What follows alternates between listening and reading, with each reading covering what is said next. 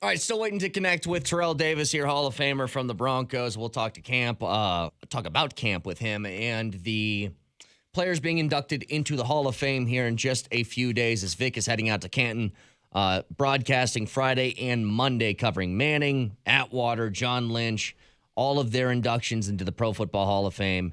And Vic and Canton with 92.5 is presented by Prep Right Coatings and Contracting. If it's not Prep Right, it is wrong. So hopefully Terrell Davis joins us in just a couple of minutes. And with that, Vic, today being the first day of Broncos camp where they are in pads, and I think a lot of people are looking at, it's hard to really evaluate Broncos practice and quarterback stuff when you don't have actual guys hitting each other or pass rushes getting after the quarterback. Maybe you get a better look today when that stuff starts to happen. It was good to see yesterday Bradley Chubb being back at practice. But now we're joined by Terrell Davis, Hall of Famer. Again, a pleasure to talk to you, Terrell. Thanks so much for the time this morning. How you doing? I'm doing great, man. How you guys doing? Bro, I see some of the gray coming up on the chin here. What's going on? I'm trying to rename myself. There it is. That's much better. Talking about gray on the chin. Of course, the gray on the chin. I'm almost 50 years old. What are you talking about? Yeah, I thought you were a little Tom Brady. TD, we were talking about Tom Brady earlier, and I don't know how much medicine he uses to look young. Have you ever met a professional athlete who looks as young as he did when he came out of college? To me, he defies age. I've never seen anything like it. I like that word "defy" you just used. That's Yep, a great word. I know you do. That's an awesome word you said, and that's. I agree. I think Tom. To me, Dan Marino almost looked like Dan Marino had that same look when he retired. For a while, I used to, see Dan Marino. I used to think, man, you haven't aged a bit, but Brady's doing a lot right. He's doing a lot right. He's definitely taking nutrition. He's taking his workouts, off-season program to a different level.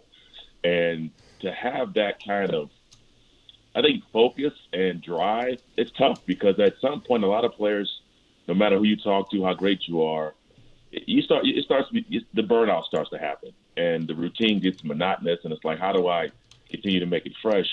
But Tom's continued to go out there and reinvent himself, and went to a new team last year, and man, brought home that trophy. So Tom Brady's the man.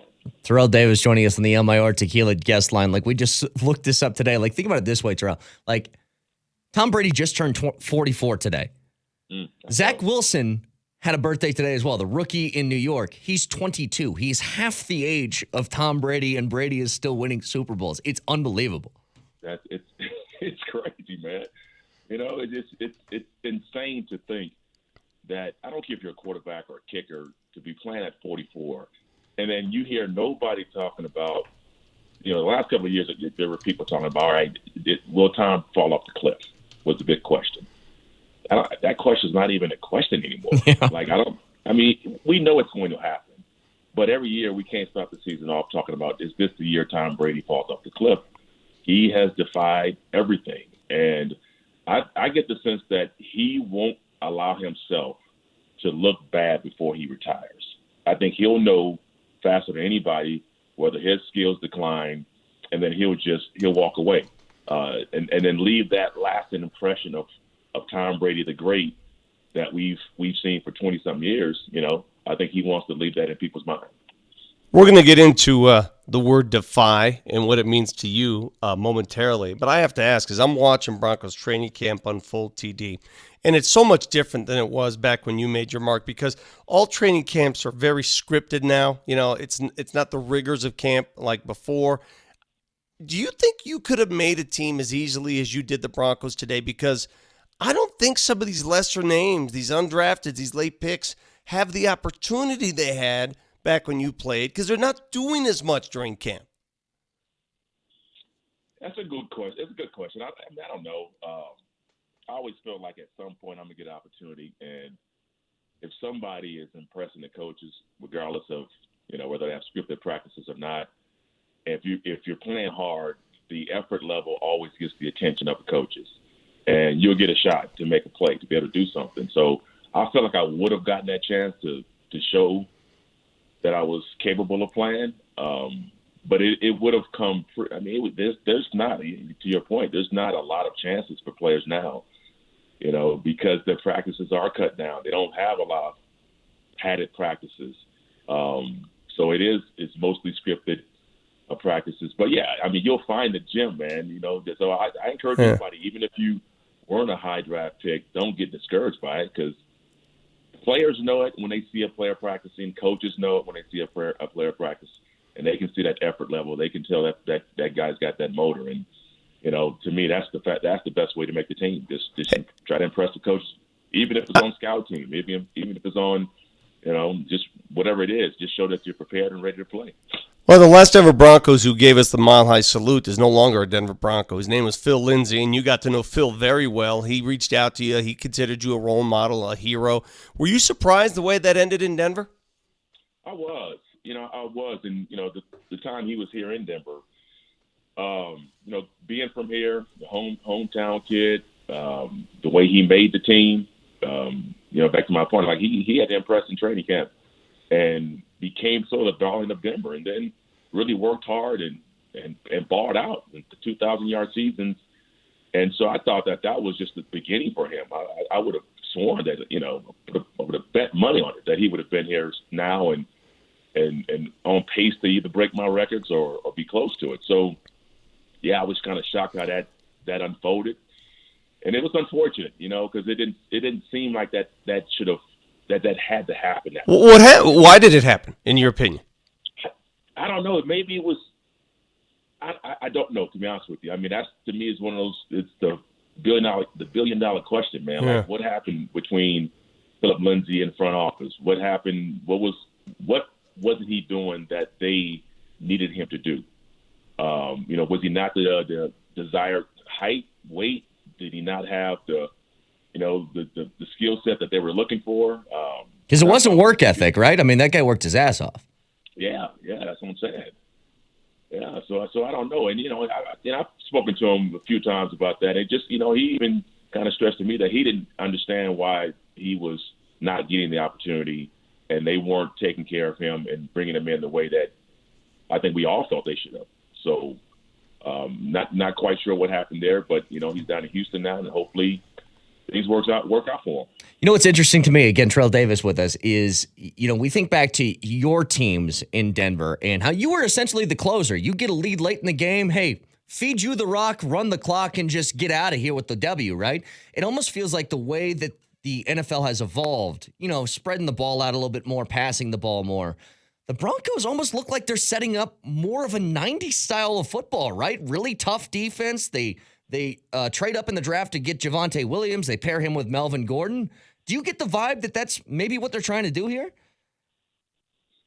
I think when you're building a team, you look at the Chiefs and you figure, all right, we've got maybe we can't go toe to toe with them as far as like firepower, and we have the weapons. But I think what you realize that when you have you have a right hook and you have a left hook, that the run game to me is the right hook. A lot of teams are just hitting you with the left jab, and then they don't have a counter punch. The run game is that. And so if you got a great running game, you got a great defense, if you can throw the ball, efficiently, it allows you to control the game. It allows you to keep, the quarterback on the sideline. So he's not in there, doing his thing. It allows you to be able to just have 4-minute drives. It allows you it just gives you options. You guys remember when we played, I wasn't just a closer, man. Like we would start the game off running the rock. Like we were just, we had to establish the run early. But we also went into games where we went 4 or 5 wide and we just threw the ball. So we could morph and change and just do whatever we needed to do depending on the team we played. And that was the magic of Mike Shanahan and what he created. I think Vic realizes that he's got to have more than one option on offense, and having a strong running game, which a lot of teams have abandoned, is still, to me, the key. It may not be, the single, if you lead the league in rushing, that doesn't mean you're going to win a Super Bowl, but it gives you really good options, and your chances of winning go up.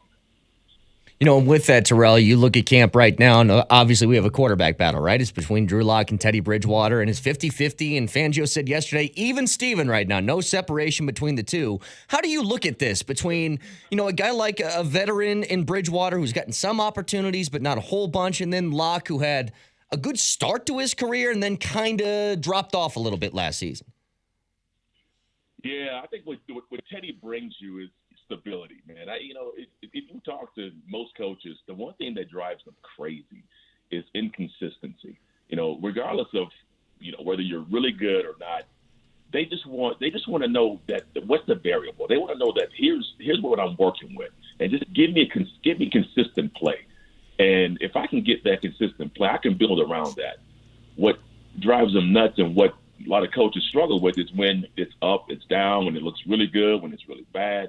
And that's a challenge for any coach. So Teddy brings that. He's that stability piece. Like, he's going to be very judicious with the football. He's not going to be careless with it. He's going to be sometimes to a fault, though, that he doesn't fire the ball and take chances, especially in the red zone when there's chances to make those plays. So you're going to have to deal with that. But then you have Locke, who I've seen games and I've seen it in him. I'm like, this kid could be the real deal. He could be the real deal. And he'll make a play and you'll say, well, that's why we love him. But then he'll make another play and you'll say, well, that's why we're afraid of him. This is what where he needs to grow. And when you open the camp battle, what happens in camp is that my experience, the veteran quarterback always looks really good in training camp. It's for whatever. I mean, he's going to know the plays. He's going to do all the right things. And sometimes it's going to be that deal where coaches might fall in love with that and say, all right, we're going to go with the veteran here and not take the chance on the young guy. So I have not heard anything about training camp. Guys, I just came in yesterday. I'm going over there today to get my eyes on it and see what's going on. So you tell me what's going on. Who's looking the best right now? Well, Jerry Jeudy looks uncoverable, right? This kid comes out of his breaks and nobody could stick with him. But you know how it is. It's hard to evaluate until they go full bore. You know what, TD? I like to evaluate camp when they go play against another team, when they practice against another team, because then they ratchet it up. When they're playing with themselves out there and there's no pads, man. I mean, is that real football? 7-on-7, is that football? Are we playing football right now? Not really, but there's always something you can you can take away. You can see it.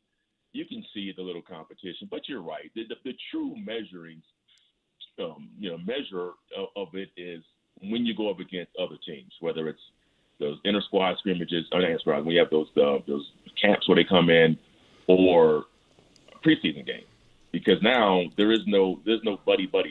Your teammates not trying to look out for you. They're not trying to be careful, make sure they don't knock you down, and everybody's trying to make a living now. And so now you got to see if you're gonna make those plays against somebody in the opposite uniform. So yeah, we'll wait to see that. But I think you can kind of see some things before you see them play against other teams. Okay, you defied the odds. A 6th-round pick who became a yellow jacket holder. You are a Pro Football Hall of Famer. Tell us about your new product. It's called Defy. You're going to be at the King Soopers today. I'll be out there with you tomorrow on the King Soopers on MLK Boulevard. What is it, and how do people get it? Well, Defy was inspired by my late